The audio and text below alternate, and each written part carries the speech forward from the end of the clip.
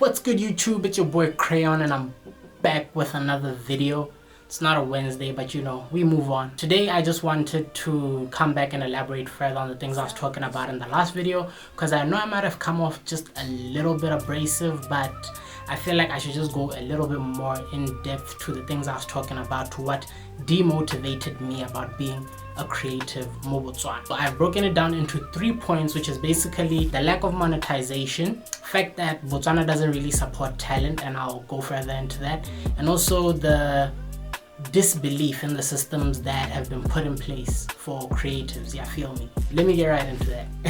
Okay, when I say lack of monetization, what I mean is, if you can look at the partner programs, Facebook, YouTube, TikTok, platforms like that, whereby creators are incentivized to post their content on the platform, and after you've reached a certain criteria, a certain threshold, you can apply for the partner program and actually earn money on the videos you post. You feel me? Not everybody comes to these platforms looking to earn or make money or whatever, but some people are motivated or driven by the fact that that's a possibility, or you can actually make a living off these platforms. If you go through the partner policies, you'll see what monetization isn't available in Botswana.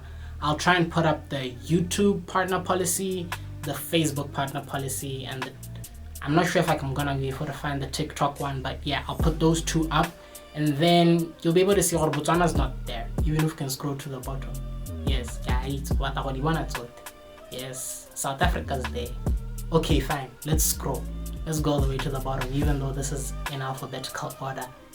Okay, yes, Arocheka Zimbabwe. You can see in alphabetical order, and Botswana's not there. It's demotivating, to say the least. So, okay, how do you enable monetization in Botswana? How do you set up your channel in such a way that you can earn money from YouTube? So what most people here do is they will say that from South Africa. You feel me? Because South Africa's in the partner program thingy. They'll say that from South Africa, but I feel like in terms of the algorithm, it doesn't help to say you're from South Africa, because I feel like YouTube might try push your content towards a South African audience because you set your primary location to South Africa, and you're competing with people that, first and foremost, our population is really high, competition is way higher that side, and I'm sure South Africans know South Africans. Like, from the moment they click on the video, they'll be able to tell, this guy's lying. To South Africa, like, it's gonna impact your watch time, because if YouTube tries pushing you to a South African audience and they're not interested, they're gonna click off your videos way quicker. It's gonna kill your attention, your watch time. I don't know, it's something I'm still experimenting with, because my channel is currently set to South Africa as well, and I'll update you as I notice these things, but those are the essences I'm talking about. Yeah, feel me?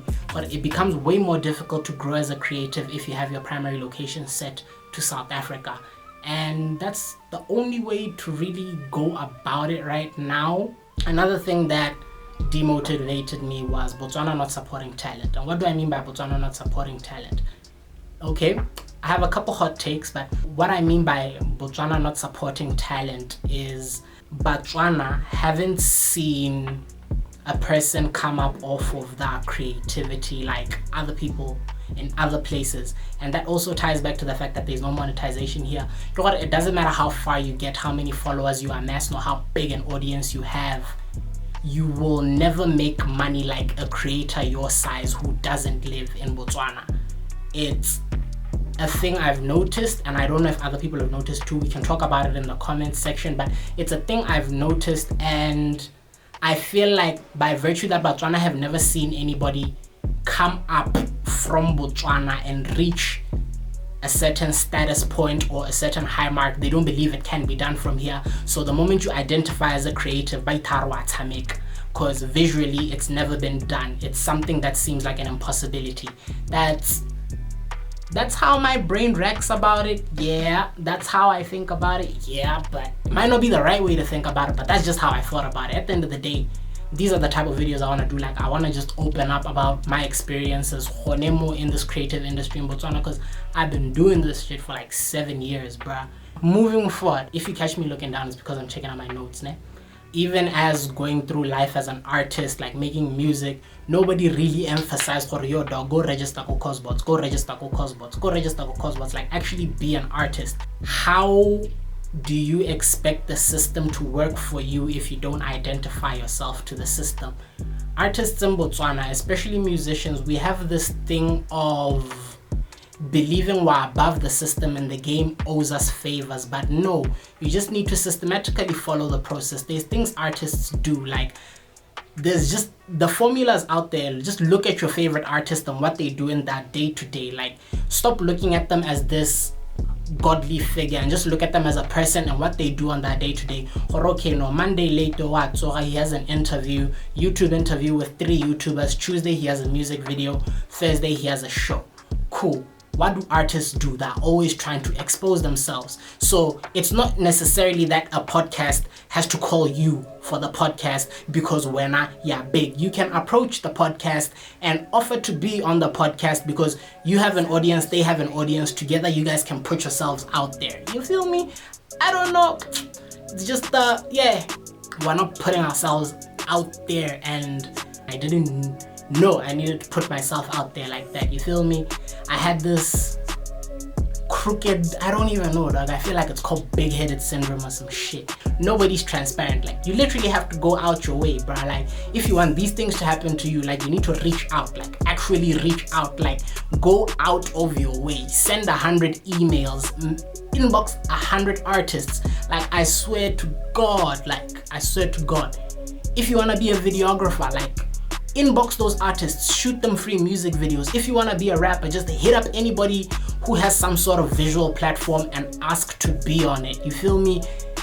But yeah, those are the things that were kind of demotivating me from YouTube, and I don't want to be a sour Nancy or just the bearer of bad news. So what do I think can be done differently moving forward?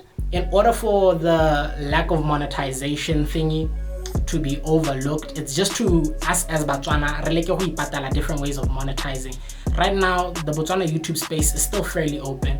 There's no fitness YouTubers, there's no guys that just review music, there's no there's so much space in the industry now that any other niche is available. Tech niche available, music niche available, like education, kids shows, like whatever, like literally whatever.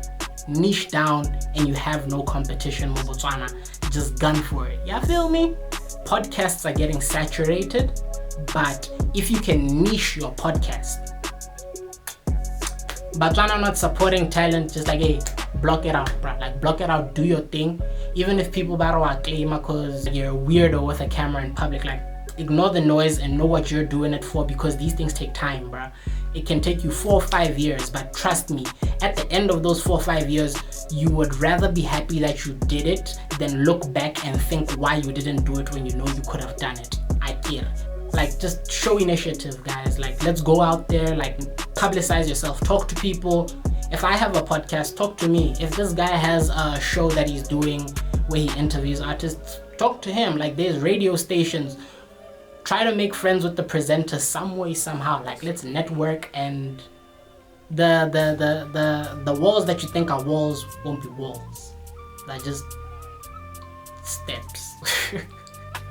I want to open up in these videos, and I want to just talk about my thought process these last 4 years being away from YouTube, just watching, and the things that I was thinking about. Every time I kept on coming back, what the fuck, I'm coming back to YouTube, but I'm still making trash videos. I'm coming back to YouTube and like, I'm not happy with the content I'm making. At least right now, you feel me? I'm in a position whereby I feel I'm happy with what I'm presenting. And at the end of the day, it's not for everybody, but the people who do like or are into what I'm into will stick around, and you know, like, that's how we grow. Like, Loyana there, don't expect everybody to like what you're doing. Just be happy that we live in this beautiful age of the internet where now Botswana is not your only audience. Like, if you really break through, there's probably somebody who fucks with your content, like, internationally. Or Poland, there's somebody who has exactly the same opinions as you do, and they love exactly what you do, and they just want to be like you, and they'll watch your content wholeheartedly.